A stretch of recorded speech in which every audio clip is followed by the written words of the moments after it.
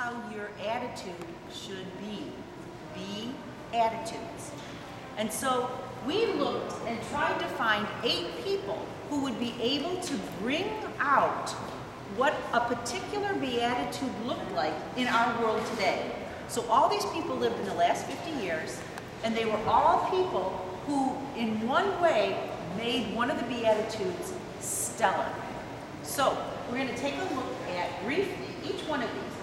This is Dorothy Day, and she had a great love for people who were poor. She is our poor in spirit, because when she lived her life, she lived it as if she depended on God for everything. And she felt very sorry for the people who were poor. And she said, you know what, we don't want people just going to soup kitchens or people going and staying in overnight places. Those are good, but people have dignity, and we need a way for them to live out their dignity. And so she came up with what were called Catholic worker houses. And a Catholic worker house is where a person who is poor would come, and they would be a regular member of that family at that house.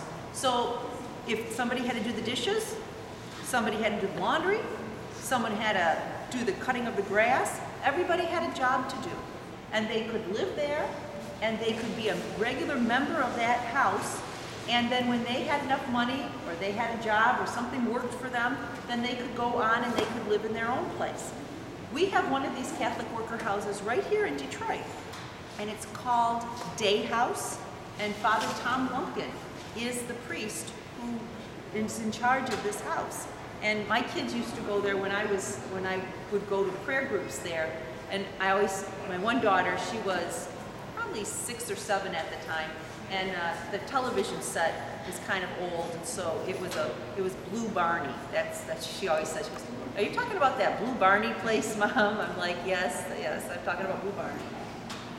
So she started these. They're all over the whole United States, the Catholic worker house. This is Mother Teresa. I bet you've heard of Mother Teresa before. She lived in India. And when she was in India, she would notice that people were dying, and they were left in the streets to die. So like you're driving down the street and you see these people, and they're all sick and they're dying. And so she said, I can't let people just be that way. So she would take the people, and she would lift them up, and she would take them to a room that she would have spent money to purchase. She'd have them bathe, and she'd put them in nice clothes and lay them in a bed, and somebody would have a glass of water, and they'd hold the hand until the person died, so that they didn't have to die in the streets. And she said every person that she cared for, she felt that was Jesus. She saw the face of Jesus in everybody. She said, sometimes Jesus comes to me as an old man, and sometimes he comes to me as a young woman, but whenever Jesus comes to me, I take care of them. And she is our beatitude for blessed are the merciful. And the reason I say merciful is it's another word for compassion. Blessed are the compassionate. This is Monsignor Clement Kern. He was a priest here in Detroit at Holy Trinity Parish. And whenever somebody had a just reason to go on strike, he would pick up a picket sign and he'd walk with them, because he felt that people should get a fair wage and people should get decent working rights, and he was always for what was best for the people. In fact, if people would come to him in the middle of the night and they needed something, he would give them whatever he had in order to help them. And so he is our beatitude person for blessed are those who work for justice. Back there we have DeHoot Doherty, and Catherine DeHoot Doherty, she was a very, very rich woman. She lived in Russia. She was a baroness, and she had an arranged marriage. But right after she was married, and had her first child, there was the Russian Revolution, and she had to leave with just clothes on her back because her mother was in Germany.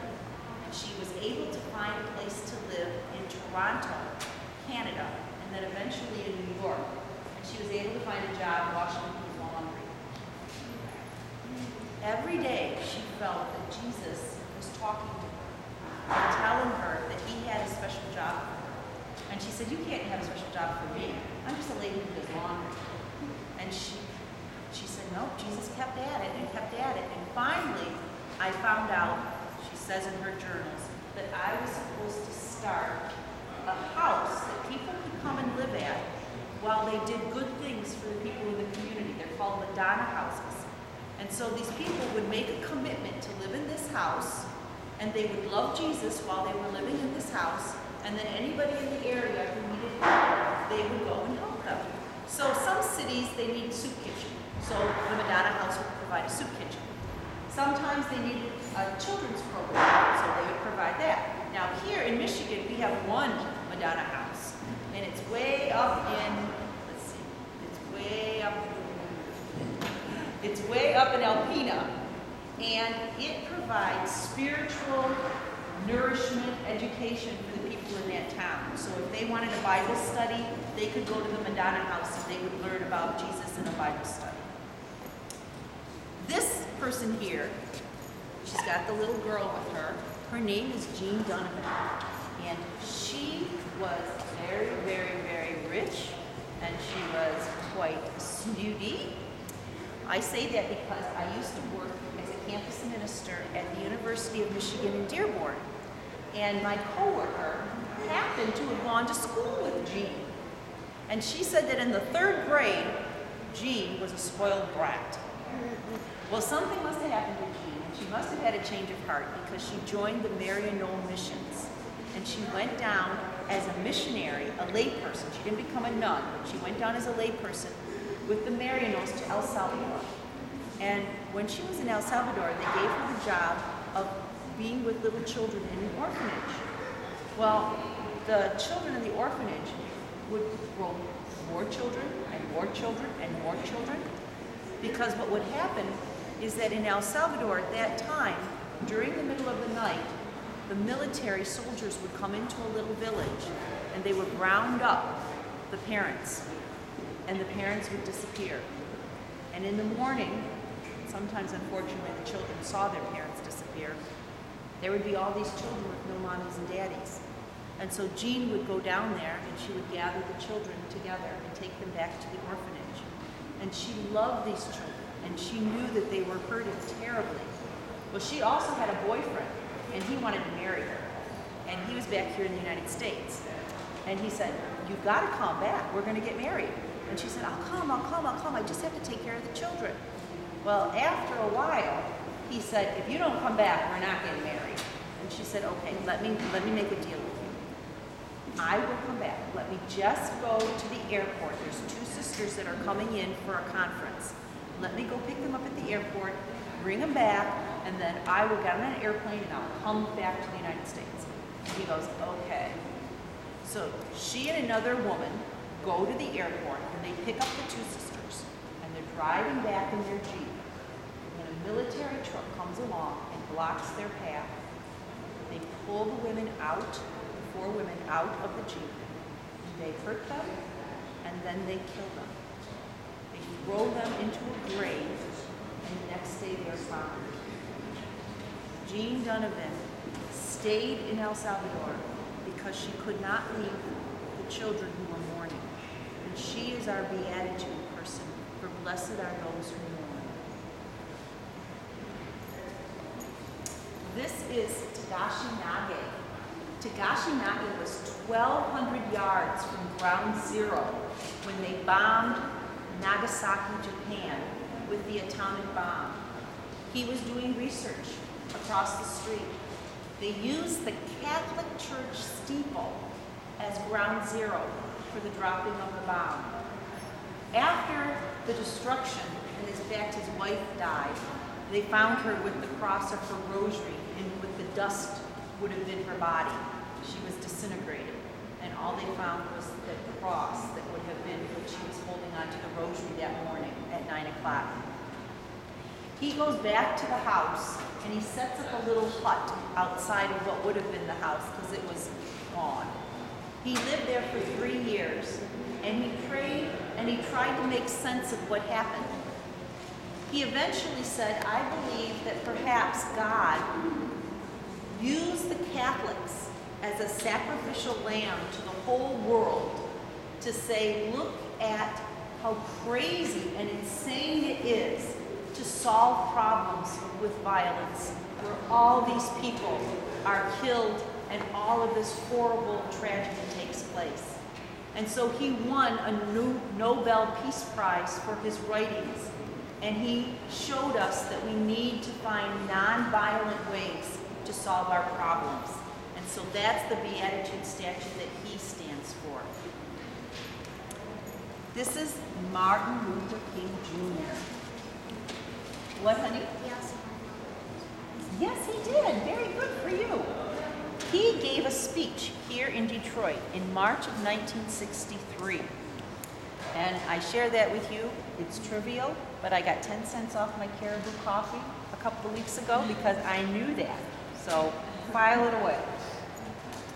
He gave a speech here in Detroit, which was the I Have a Dream speech. And he first gave it here. They did tests of parts of it to see how it would go over with the crowd. And the first time he gave it to the public was here at Cobo Hall in March of 1963. And the crux or the core of that speech is, I have a dream that someday my little children will be judged by the content of their character and not the color of their skin. He is our beatitude for building peace, for being the peaceful, and building bridges of peace.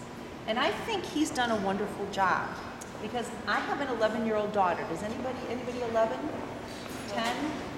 11, almost 11, okay. I have an 11-year-old daughter, and her bestest friend is Katie. And Katie lives about 4 houses from us. And Katie and Ruth, they go to movies together, they go to school together, we carpool together. They're always at each other's house. Well, every year around Martin Luther King Day, my Ruth starts to get very sad. And I've said to her, Ruth, why are you so sad?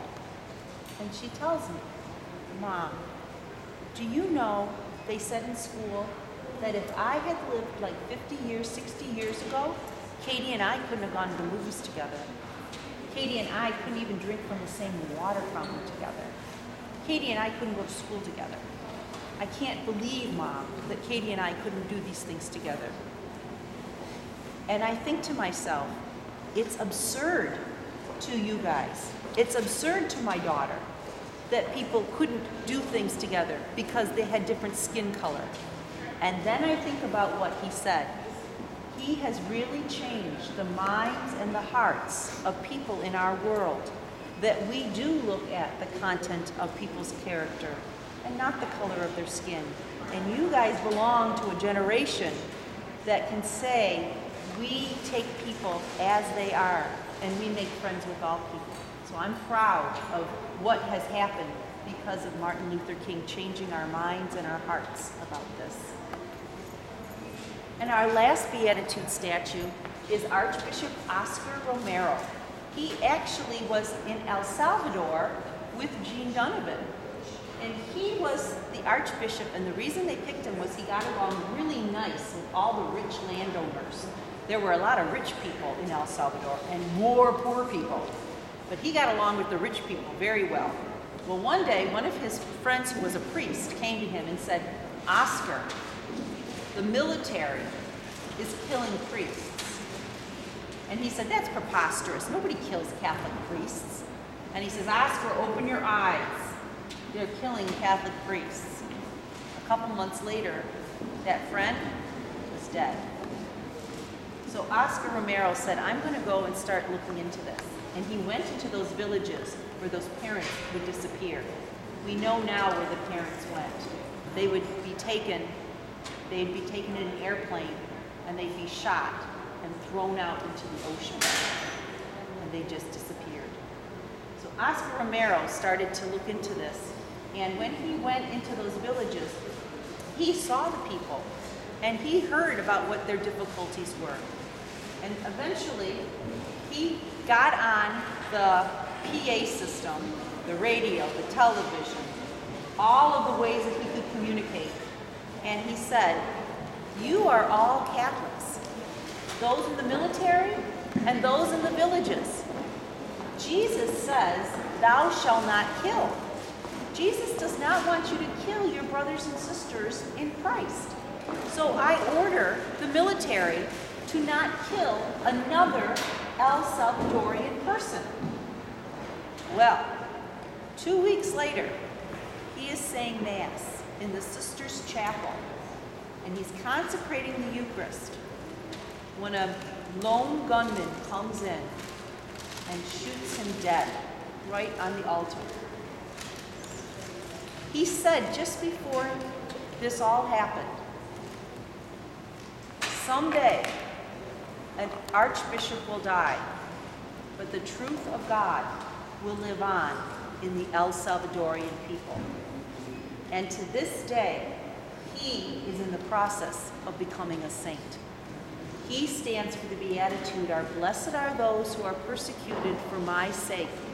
The reign of God is theirs." These are our beatitude statues. We could have put them up on the wall where everyone would look up and say, "Oh, isn't that nice, those good people." But they deliberately put them here so that we walk around them, because they lived out their beatitude. They lived out that love of God in their real life. We are called in our everyday life to live out our commitment to Jesus, to witness Jesus in our friendships, in our work, and in our families. We are called to be caring people, and that's why we mingle in their midst and we mingle in one another's midst. I'm going to show you just briefly this little chapel here.